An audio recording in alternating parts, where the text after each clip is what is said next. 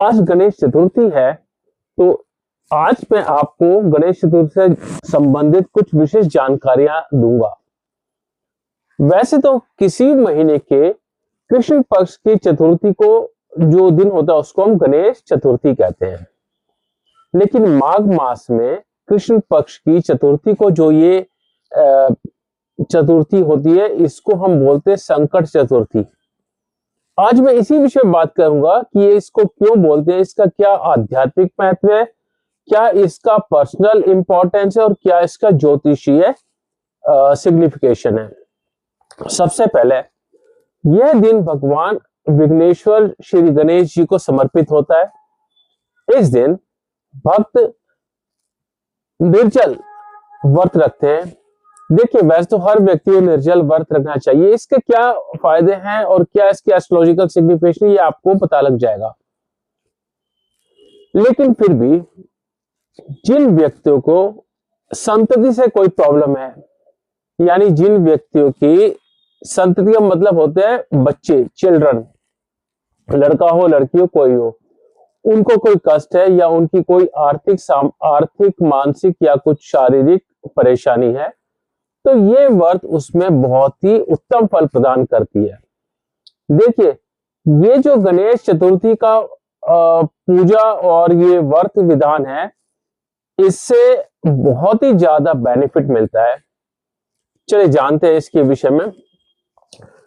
गणेश चतुर्थी में हमारे गुरुजी जो हमें निर्देश देते हैं वो कहते हैं कि गणेश चतुर्थी से एक दिन पहले, जैसे आज 4 तारीख आज चतुर्थी है, तो ये कल जो बीत गया कल यानी 5 तारीख रात को 12 बजे के बाद हमने कुछ भी ना खाना है और यहां तक पानी भी नहीं लेना है। और ये प्रक्रिया कब तक होगी? जब तक कि चंद्रोदय ना हो जाए अगले दिन, यानी कि गणेश चतुर्थी की शाम को। फिर उनको अर्घ्य देकर और तिल के लड्डुओं का प्रसाद और मसाले वाली चाय पीते हैं। इसके फायदे क्या होते हैं? सबसे पहले मूलाधार चक्र, इसके अधिशास्त्री देवता होते केतु देव और केतु के कंट्रोलर होते भगवान गणेश जी। जब गणेश जी की पूजा वंदना करेंगे और पूरी शुद्धि के साथ करेंगे, इंद्रिय हमारी संयम में रहेगी, तो मूलाधार चक्र सक्रिय होगा। और मूलाधार चक्र से सहस्त्रधार चक्र तक सक्रिय होने का मतलब कुंडली जागरण। जब एक बार कुंडलिनी शक्ति जागृत हो जाती है तो व्यक्ति असंभव कार्य भी कर पाता है। जैसे आपने देखा हो कोई व्यक्ति चमत्कारी है, तो चमत्कारी इसलिए कि उसकी कुंडलिनी शक्ति जागृत हो गई, उसने आत्म तत्व को प्राप्त किया है और वो कोई भी कार्य कर सकता है। जब हम पूरे संयम से निर्जल व्रत रखते हैं, भगवान गणेश जी की उपासना करते हैं, हमारा मन और विचार पवित्र होते हैं, तो इससे हमारे चंद्रमा और शुक्र दोनों ग्रह सक्रिय होते हैं, स्ट्रांग होते हैं, पॉजिटिव रिजल्ट देना शुरू करते हैं।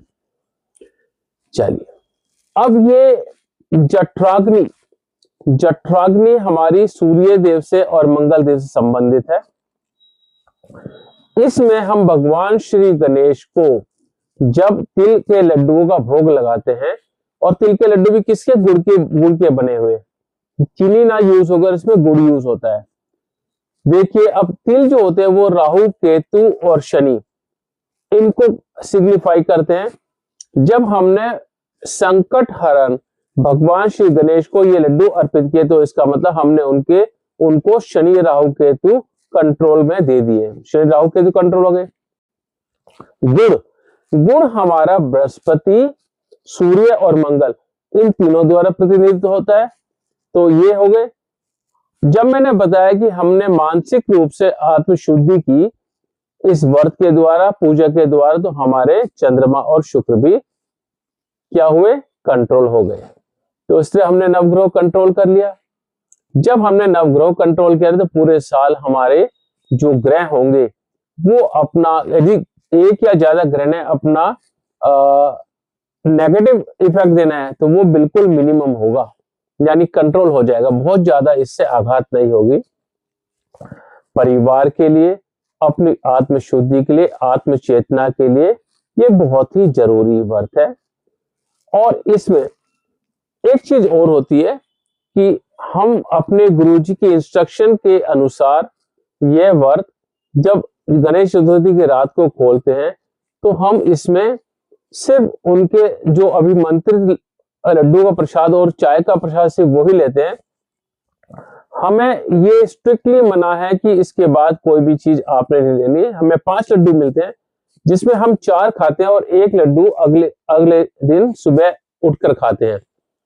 तो सिर्फ 4 लड्डू में हमने 20-25 घंटे व्रत में निकाल देते हैं। कई बार तो ये ज्यादा अवधि हो जाती है। तो इसमें बहुत ही ज्यादा बेनिफिट होता है। आप सभी इसको कीजिए। और गणेश चतुर्थी के विषय में आपको और ज्यादा यदि जानकारी लेनी हो तो आप मुझे कमेंट में लिखिए। नमस्कार।